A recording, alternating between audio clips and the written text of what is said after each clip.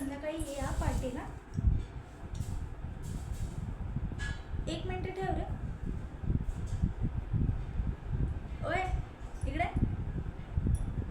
तूच इकडे.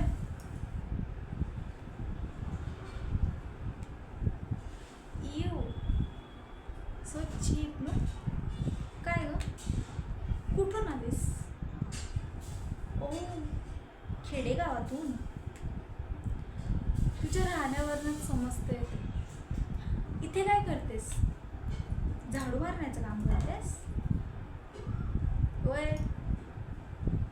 मला शिकवायचं नाही मी कसं बोलायचं. तू कुठे उभी आहेस? कुणाच्या हद्दीत उभी आहेस? इथलं मालक कोण आहे ते तरी माहिती आहे का तुला? तुझ्या कॉलेजमध्ये उभी आहेस ना, ते कॉलेज माझ्या बाबांचे. त्यामुळे लायकीत राहायचं नाही. तुझं ॲडमिशन कट करायला मला वेळ नाही लागणार. तसं पण आमच्या कॉलेजमध्ये सगळे रिच लोक असतात. तुला ॲडमिशन दिलंच कसं?